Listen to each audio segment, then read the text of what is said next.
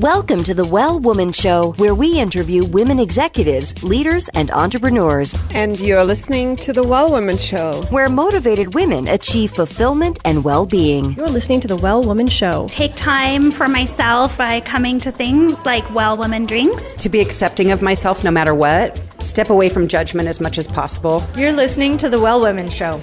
You're going to be in for a good ride. I don't regret anything. Everything I've ever done, I've learned from it, one way or another, good or bad. Being a little bit selfish for yourself, put your own oxygen mask on first and then give what's left. I'm a woman. I would prefer to tell my own story. My story, though it's very personal, is universal. You're listening to the Well Woman Show. And now your host, Giovanna Rossi. Hi, Giovanna Rossi here, and welcome to another episode of the Well Woman Show, where I interview women leaders, executives, and entrepreneurs about their lives and their road to becoming and being who they are today. Do you ever find yourself overwhelmed with your responsibilities, and it seems like you'll never get it all done? Well, you're not alone.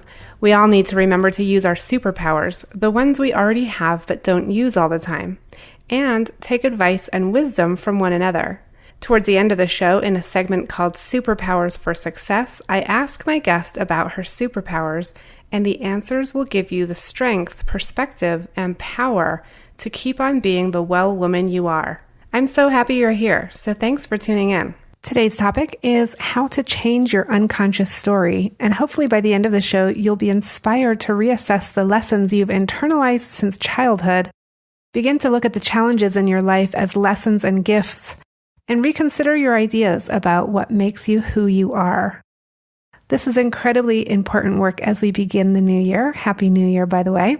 For many of you, you have closed out 2016 with some reflection and looking toward 2017 as a year for intense growth and patience and love, and really drawing on our superpowers that we don't always use, but they're there inside of us to both get through the year and face whatever challenges we're facing in our personal lives, in our health, with our families, in our communities, in the world, and also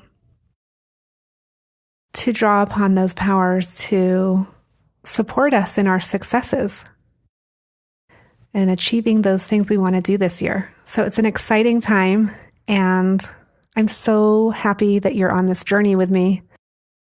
2017 is going to be an amazing year in many ways, and I look forward to the journey with you. So back to today's show, my guest is none other than Pam England. Pam is the author of Birthing from Within, a world-renowned book that provides a holistic approach to childbirth by examining it not as a medical event, but as an act of self-discovery. And so this is an important topic for people who have never given birth and people who have. So if you're sitting there thinking, well, I haven't actually given birth to anybody, what does this have to do with me?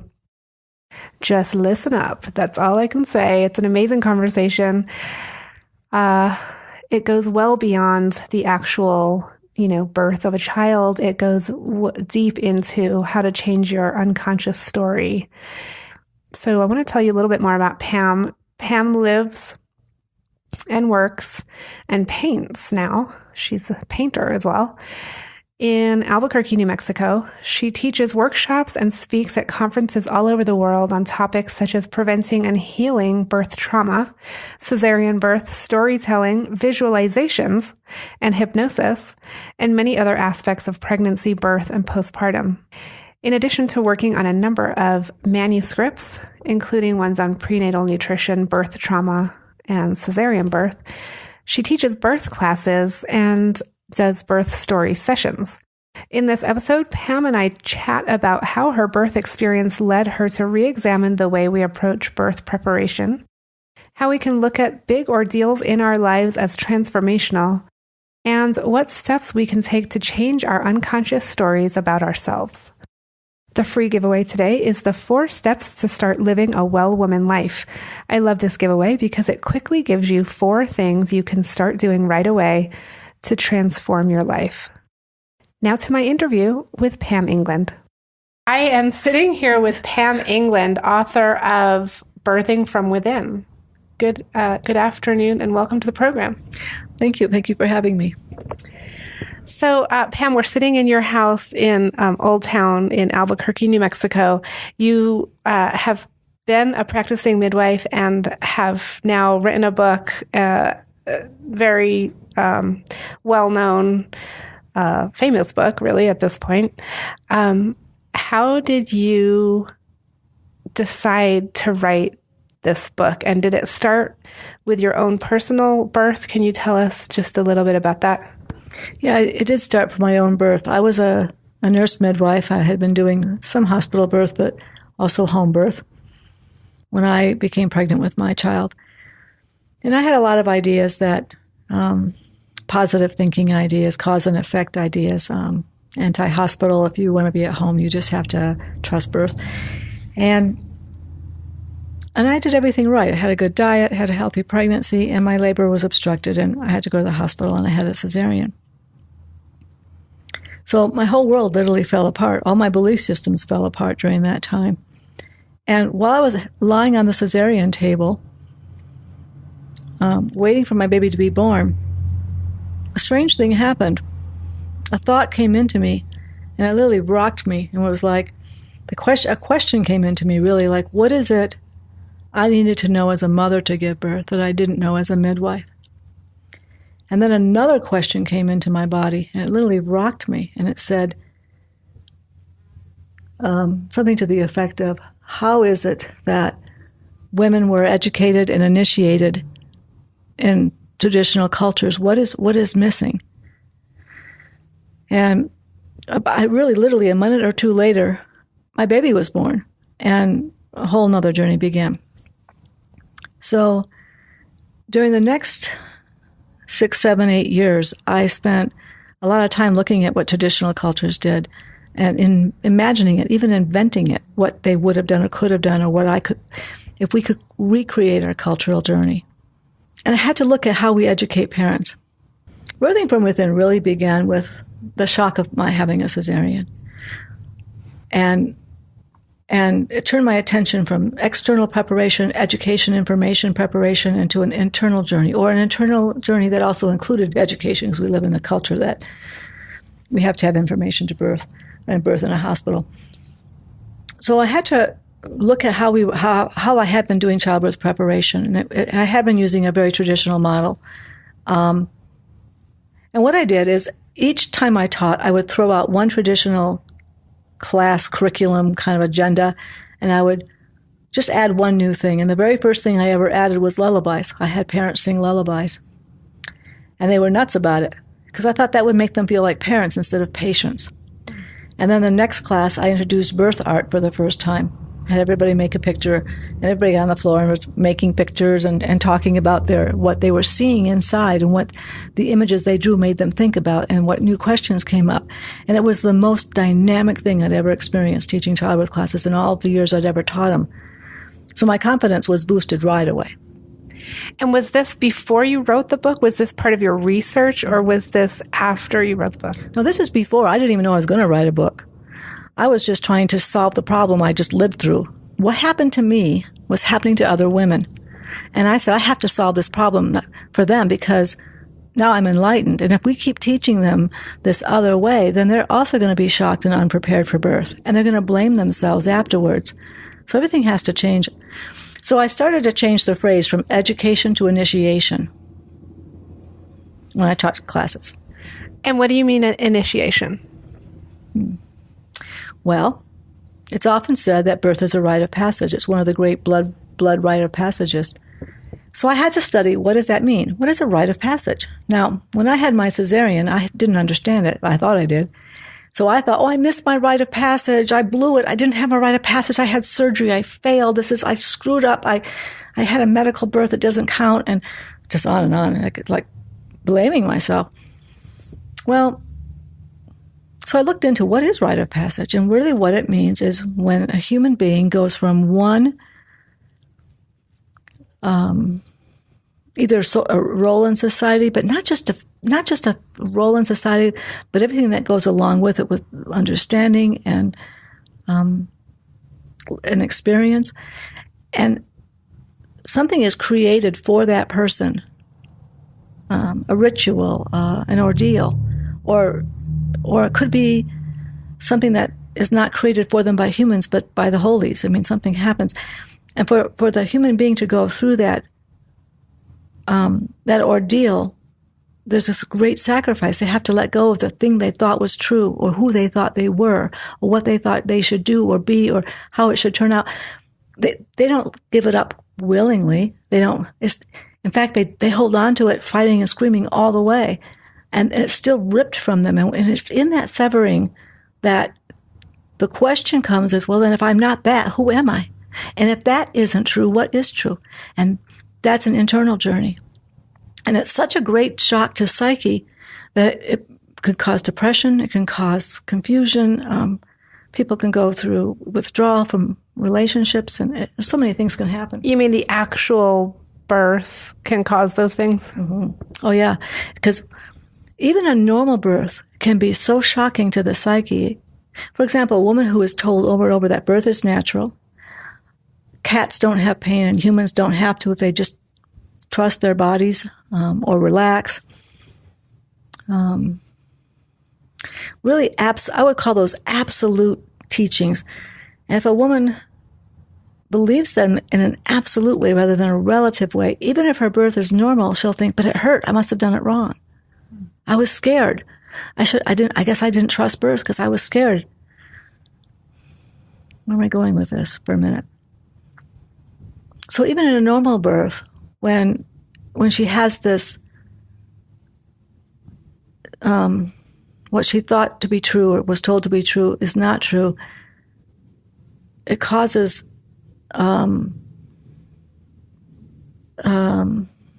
it's just a great shock to the mind and disruption of her personal story. So she has to go on a search, and that's part of her return postpartum to make sense of it afterwards. Well, I'm kind of talking in circles now, and I'm hoping you can edit this to make it make sense. Yeah, well, no, we'll you're fine. It's okay. No, sometimes it's hard to. So let me go back to your original question. What was it? What made me do this? Oh. Mm-hmm.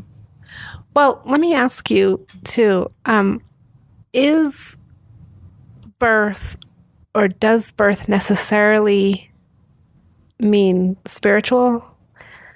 Or is it, because you talked about a rite of passage, and it can be very emotional and spiritual, or it can be a medical event.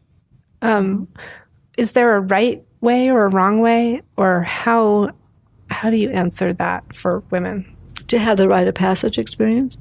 Well, I've come to the conclusion, or at least it's my story, that every birth can be a rite of passage. And whether it's a natural one, a water birth, a highly medicalized one, whether the birth is normal but the baby is sick afterwards, all kinds of things can happen.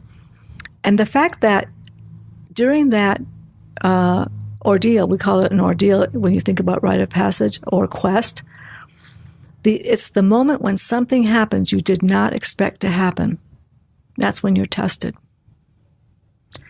Or you do something you never expected to do. You do something you thought you would never do, like ask for an epidural. That was totally against your belief system, and after 40 hours of labor, you did it. And that means that you're no longer who you thought you were, but you don't know who you are. So you're in the in-between place of I'm not who I thought I was, and I don't know who I am. That's the rite of passage. And so even a normal birth will probably offer you one sliver of that experience somewhere, whether it's in pregnancy or labor or postpartum. And it's that moment that women judge themselves for, but it's actually, that's the moment, that's the rite of passage. And is that what you talk about in your book, where you go from not being a mother to being a mother through birth? Is that what you're talking about? Yeah. So think you're referring to the part where I say there's a transition from maiden to mother, when I use the archetypal phrase. Yeah. So when a woman is pregnant, she is, in a way, a mother. I mean, she's carrying a baby. She's awakening the mother self. So she's between being a maiden, which is an old term. It's not a better one for feminists nowadays. I just don't know a better word for it. So we're going to use the capital M maiden archetypal phrase, which just means a woman who has not yet she's not yet a mother. And so when she becomes pregnant, she begins to gestate motherhood. But even when she gives birth, she may not fully realize her mother self. She may not realize her mother self until the day after she gives birth, or maybe 3 weeks later. I mean, it's a gradual process. Giving birth is part of it. Being pregnant is part of it. But there's something, the inner journey is much more rich and subtle than this black and white image, right? And why do you think it is that women can suffer postpartum depression or these traumas, birth traumas? Why can't it be something wonderful to celebrate and feel good about? Or can it? Well,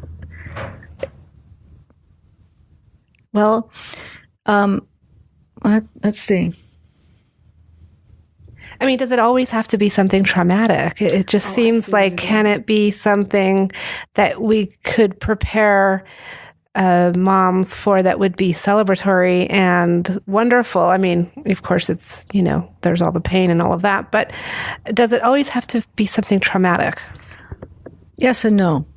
Traumatic is hard to know what that word means to different people, but to prepare a woman, this is one of my issues with childbirth preparation. To prepare a woman that birth is, again, an absolute statement, wonderful, and it's a blessing, and it's empowering, and it's these absolute words.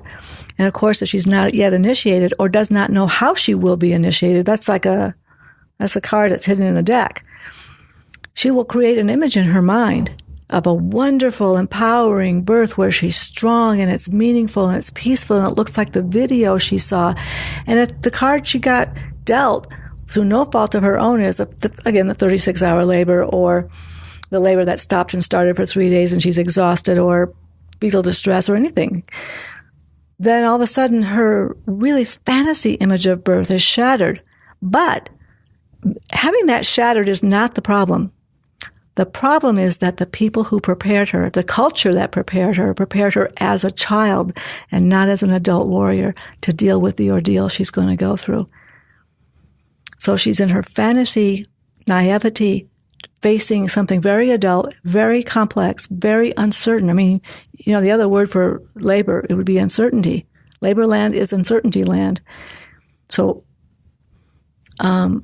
well, and I noticed you have this ball that you talked about earlier that if people say, how long is my labor going to be? You say, oh, yeah, let me check my crazy 8-ball. Yeah, because we just don't know. It's uncertain is what you're saying. Exactly. The whole process is uncertain. Now, what is... I do want to say one more thing about that for just a moment. On the other hand, I'm going to talk about the other side of that story. Now, a woman can have a very long labor or surprises in her labor she didn't want, an unwished for epidural, an unwished for cesarean, an unwished for lots of things could happen. And what I find really interesting is not always traumatic for women. And the question I'm searching all the time for is, why was it traumatic for her but not for her when it's a similar story? And what I've been discovering is it has to do with a couple of things. One is the expectation of what will happen, but also really the underlying thing that is the most important is the story she is telling herself even before labor, what it will mean about her if it happens to her. So again, I'll use myself as an example. Before I had a cesarean, not only did I judge women who had cesareans, they were weak, they allowed it to happen to them, and if only they were doing what I'm doing, it wouldn't have happened to them. If only they had had a home birth, they would have not been sucked in by the medical model, and really pretty childish thinking at the time. And when I had my cesarean, it was like the best thing that ever happened to me. I was literally enlightened on that table, so that was, and I couldn't have been enlightened any other way. I was bullheaded about the whole thing.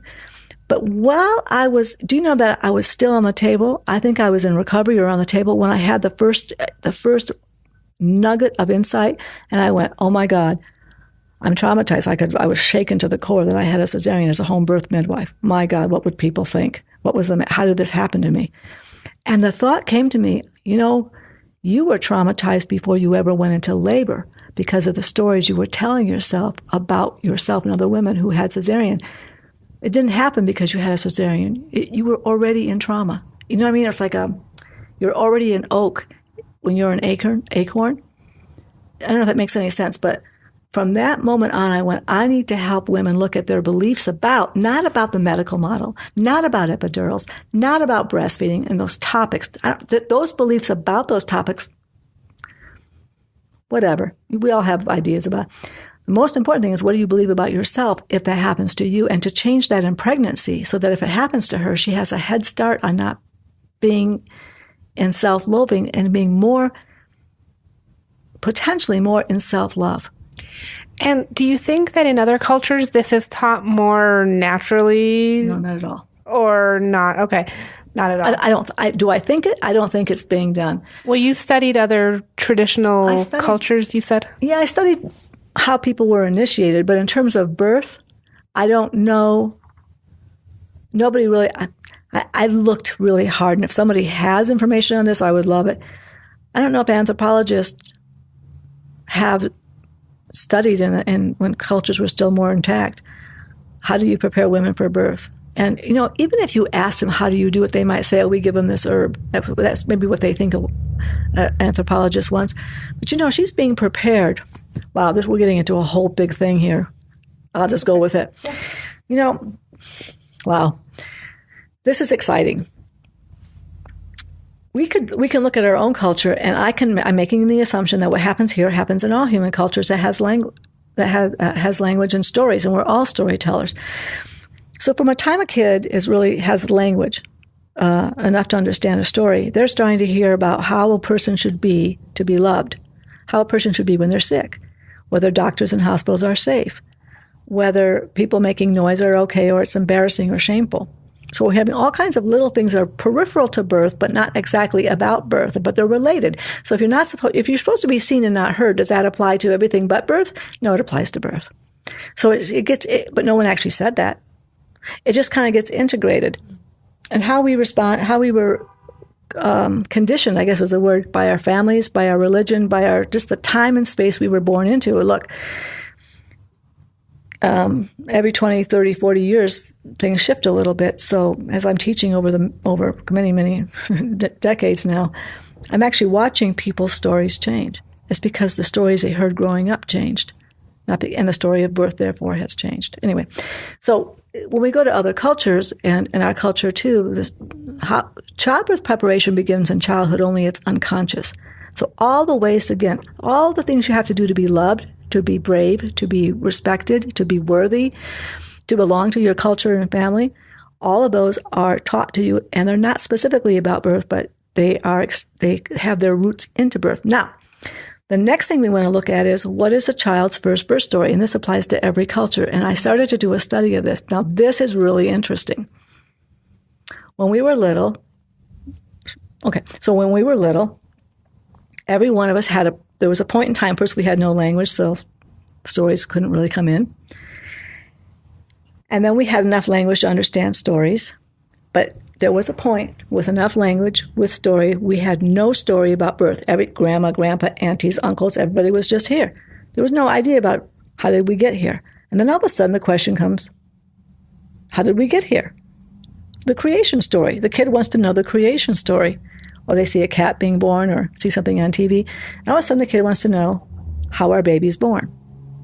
So now there's an opening to let in the first story about how our baby is born. There's wonderful stories about, they're under Cabbage Patch leaves and the stork brings them, that kind of mythology. But then there's also the nativity story. If you're raised Catholic as I was, fantastic story, one of the best birth stories ever.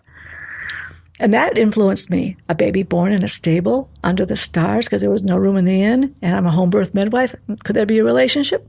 Probably helped. All right. But then there's also the unconscious stories told around the child growing up. Women talking, someone's on the phone, gossiping. Maybe it's your own birth story you're hearing, but it could be gossip. It could be something on TV, something on the radio. It's coming in, but no one is actually sitting down and explaining birth to you, but you're getting the birth story because you didn't have one. Remember, there was none, and now there's an idea. So sometime, how do all these kids know that babies are born in hospitals if no one actually had a course in school? Because they just keep hearing that babies are born in hospitals, so they start to, that's the story then. All right. Well, the first story a person hears, this is so interesting, makes an imprint on them. And most people don't even realize that the kid is listening and making a picture. And the story that the parents actually lived or have in their mind might look like, let's say 3 blue cubes. But when the kid hears it, since they have no reference for that, they're seeing a star and a red ball and, maybe an upside-down triangle or something. And they're making a horrific picture or maybe a real magical picture. And because kids make rules around the age of 7 or 8, everything is so absolute for a 7 or 8-year-old. They go, oh, this is birth, or doctors are bad, or big babies can't get out, so I'm not going to eat very much when I grow up. Or it hurts so much to have a baby, I'm not going to be able to do it. I'm just going to have drugs. Or people who make noise are scaring other patients and making doctors mad, so I won't make any noise when I go into labor. Whatever it is, little kids unconsciously make a rule, and then they file it. They're not conscious of it. They come to childbirth class. They come to prenatal care.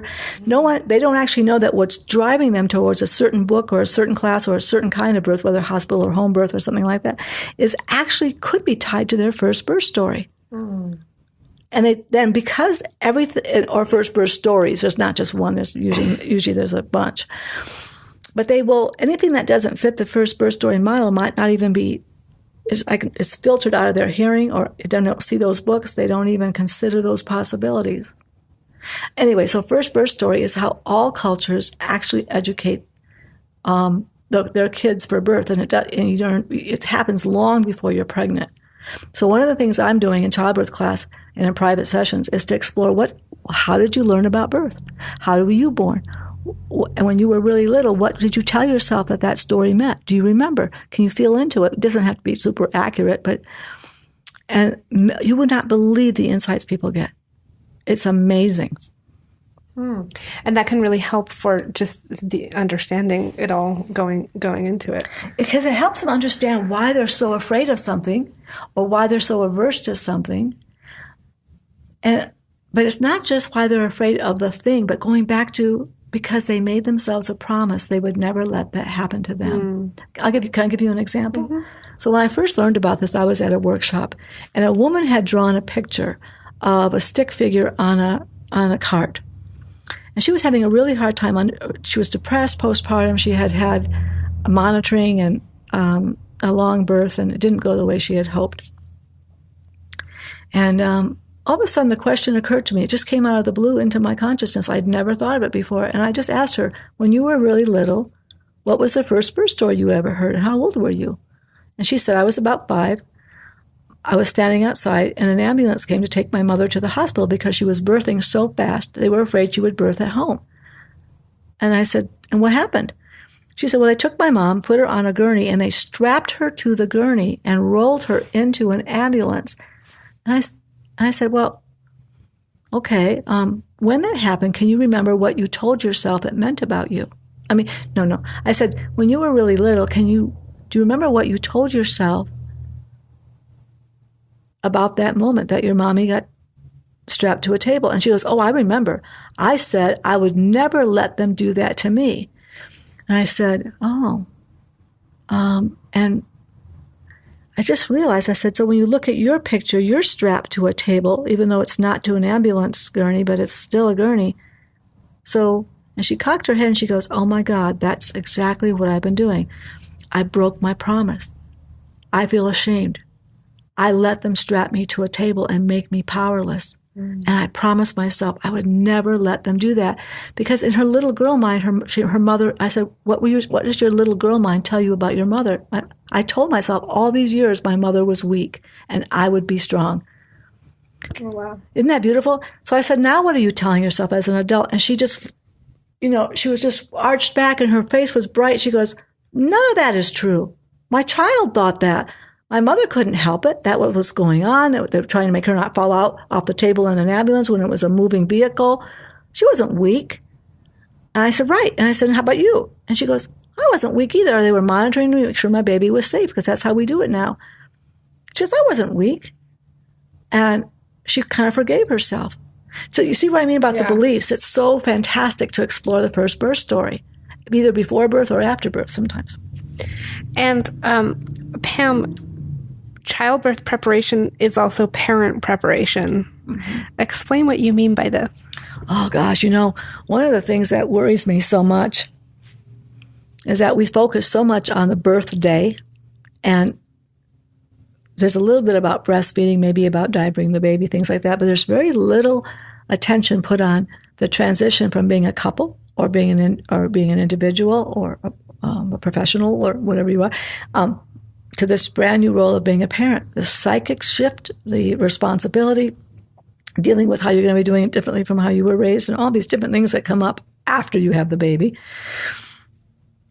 So we have a whole 9 months to get ready, and what do we do?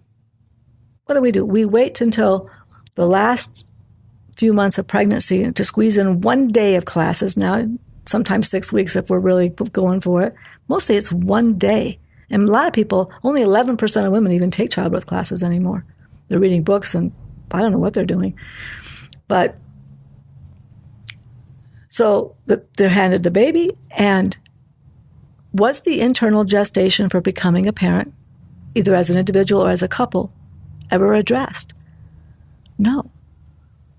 And in traditional cultures, when you are going to be going to another role in life, whether it's from if you're taking on another responsibility in the village, you don't just get handed some, here you go, and you start your new job tomorrow.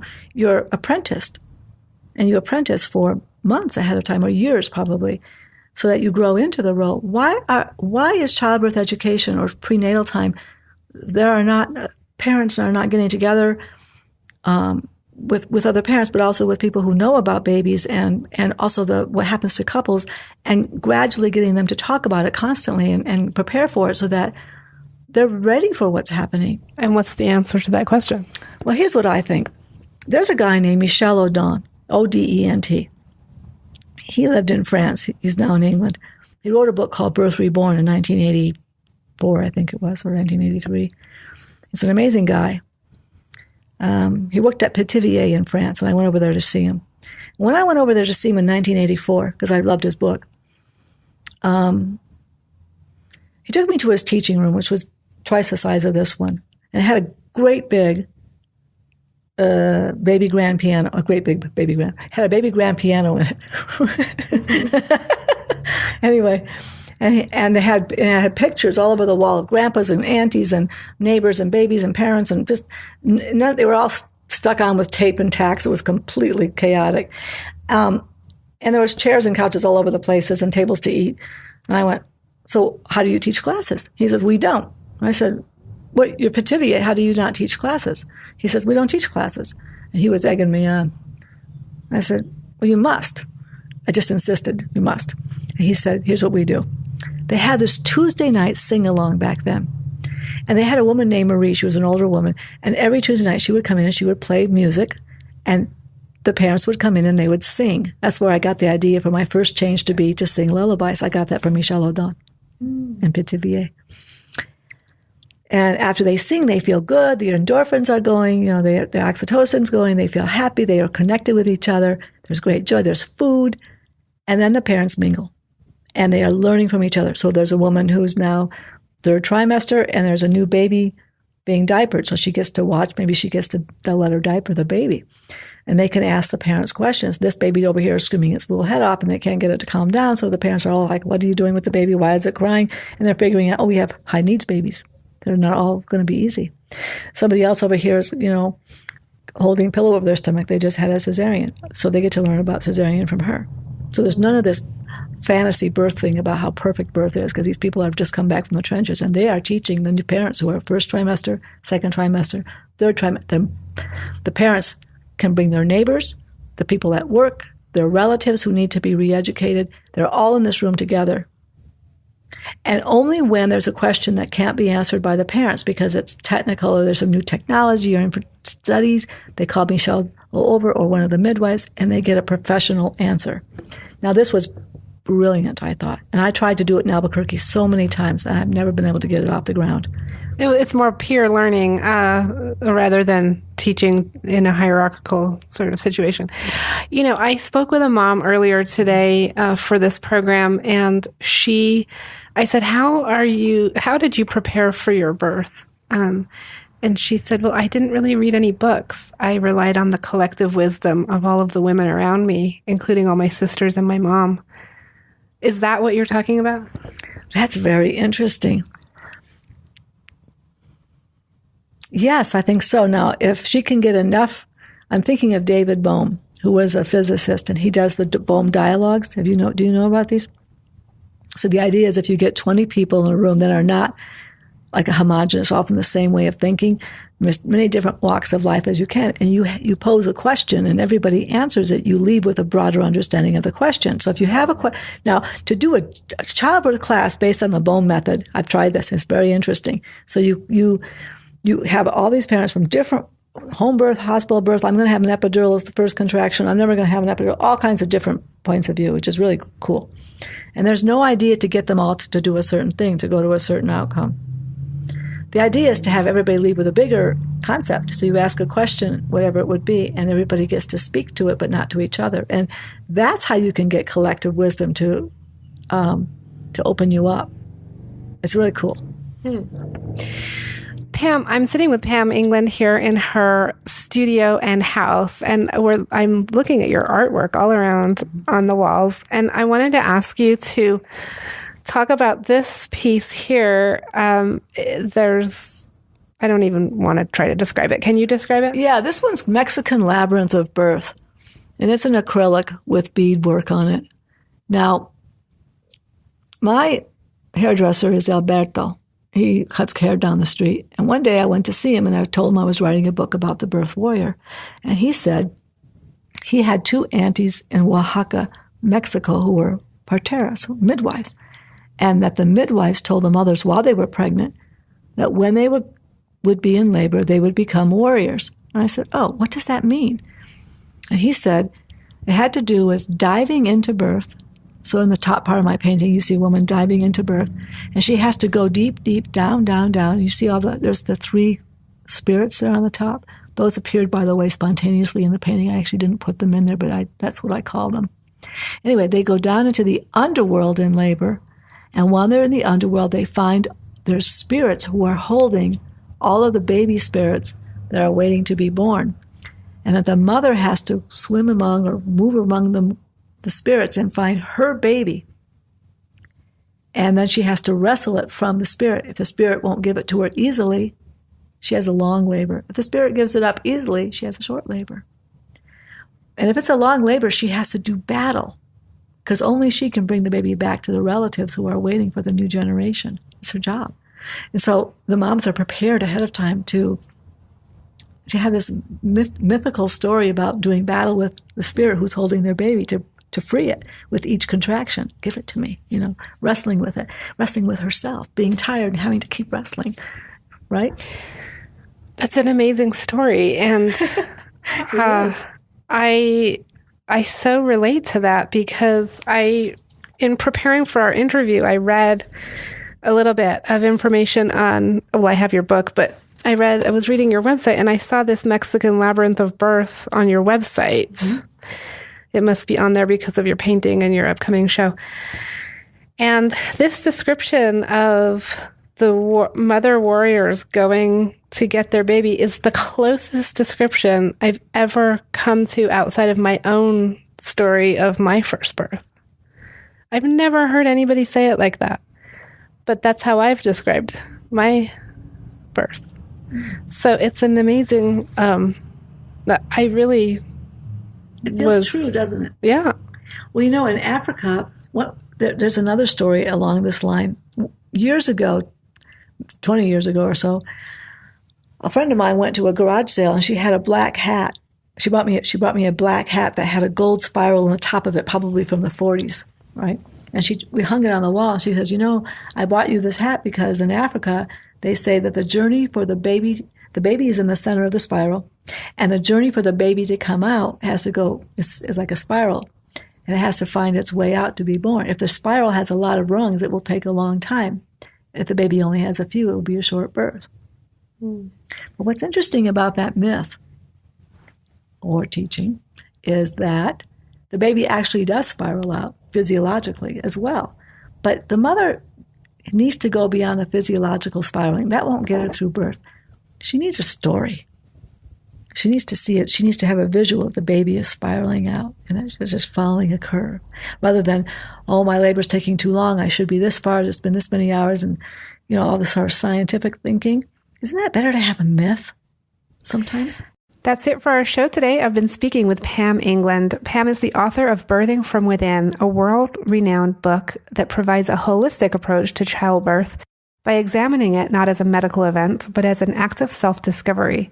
Pam teaches workshops and speaks at conferences all over the world on topics such as preventing and healing birth trauma, cesarean birth, storytelling, visualizations, and hypnosis, and many other aspects of pregnancy, birth, and postpartum. Pam and I spoke about how childhood lessons can color your ideas about your inner strength, how to begin to unravel those lessons, and how big life events such as giving birth can teach you lessons about yourself. You can get the freebie today at wellwomanlife.com/047show. Our monthly live event, Well Woman Drinks, brings women together to share our successes and challenges as women leaders, moms, aunts, sisters, and all the other roles we carry. If you'd like to attend a Well Woman Drinks near you, or if there isn't one in your city yet and you'd like to start one, email me at info@wellwomanlife.com. If you enjoyed the show, please take a moment and subscribe in iTunes and leave a review. This helps raise visibility for the show, which is super helpful when it comes to producing it every week for you. You can also continue the conversation in the Well Woman Life community group at facebook.com/groups/Well Woman Life community. For feedback, comments, or just to let me know you're listening today, find me on Facebook, Twitter, and Instagram at Well Woman Life.